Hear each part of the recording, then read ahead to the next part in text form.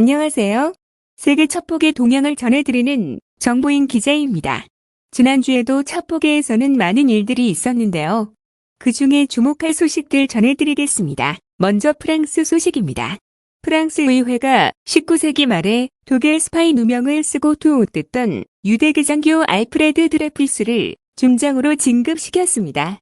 현지 2일 프랑스 하원은 투표에 참여한 197명의 만장일치로 드레피스를 중장으로 승진시키는 법안을 채택했는데요.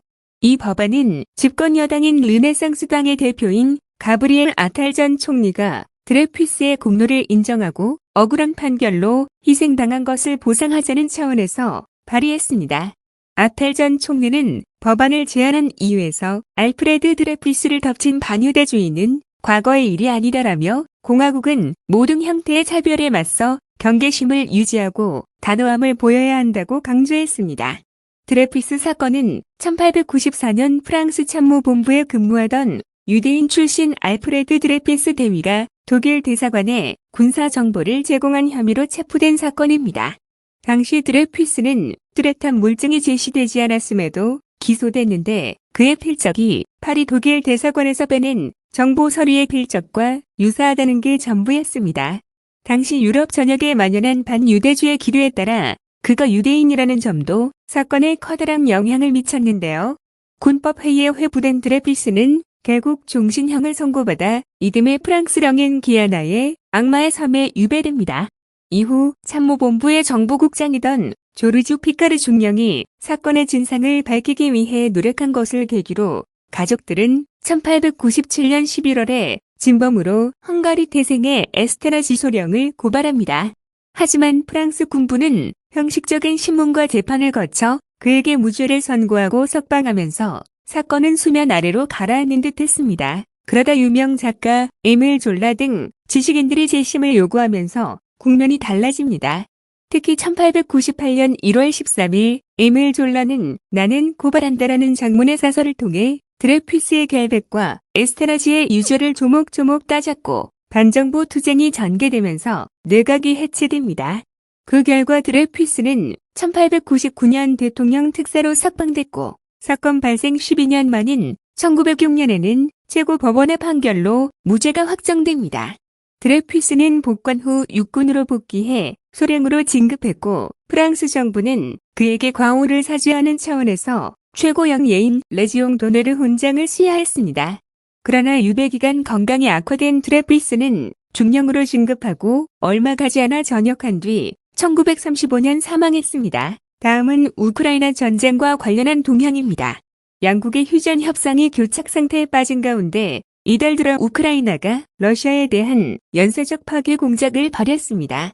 러시아의 푸틴 대통령은 이를 테러 행위로 규정하고 보복을 공언했습니다.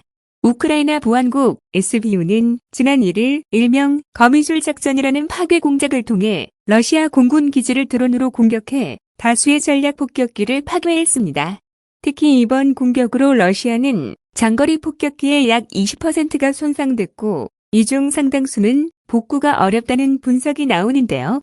SBU는 이 작전에 자국이 생산한 말벌이라는 이름의 지름 50cm 안팎의 소형 드론 117대를 동원해 러시아 본토의 이르쿠츠크 벨라야 기지 등 4곳을 공격해 폭격기와 장비를 파괴했습니다.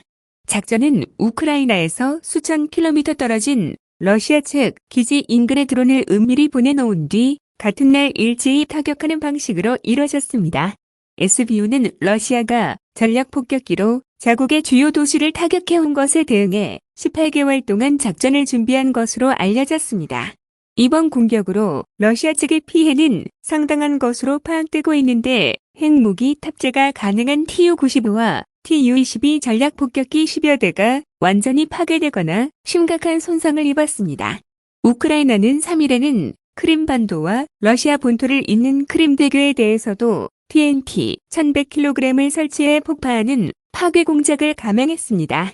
이달이는 2014년 크림반도 병합 이후 이곳에 진주한 러시아군의 핵심 보급로로 쓰여왔습니다. 우크라이나의 크림대교 공격은 2022년과 2023년에 이어 이번이 세 번째로 거미줄 작전을 포함한 비밀 공작을 SBU의 바실 말리우크 국장이 총괄한 것으로 추정되고 있습니다. 한편 우크라이나의 이런 연쇄적 파괴 공작에 대해 전문가들은 현재 진행 중인 휴전 협상에서 러시아의 태도를 바꾸려는 전략적 노림수가 있는 것으로 보고 있는데요. 반면에 그다지 급할 것 없는 러시아는 협상의 장기화를 언급하는 동시에 휴전 이후에도 보복 조치가 있을 것임을 분명히 했습니다. 실제 연쇄적 파괴 공작이 감행된 직후인 4일 블라디미르 푸틴 대통령은 우크라이나의 공격을 테러로 규정하며 테러에 의존하는 사람들과 어떻게 협상할 수 있겠나? 라면서 테러리스트와 협상하는 사람은 없다고 말했습니다.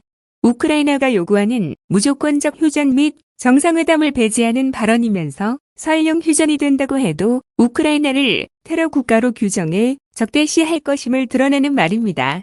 아울러 푸틴은 공군 기지와 크림대교 공격 외에 접경지인 브란스크와 쿠르스크주에서 교량 붕괴와 열차 타선 사고가 있었던 것도 언급하며 이런 범죄적 결정은 우크라이나 정보 당국이 내린 것이라고 지목했습니다. 또 우크라이나 측이 민간인 피해가 없었다고 주장한 것과 달리 푸틴은 민간인 피해가 있었다며 협상을 방해하기 위한 고의적 공격이라고 비난했습니다.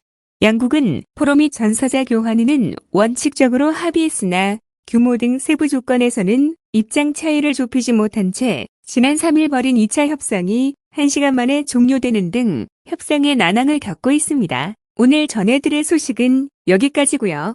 다음 시간에 더 유익한 소식으로 만나 뵙겠습니다. 소식이 유익하셨다면 좋아요, 댓글, 구독 부탁드립니다.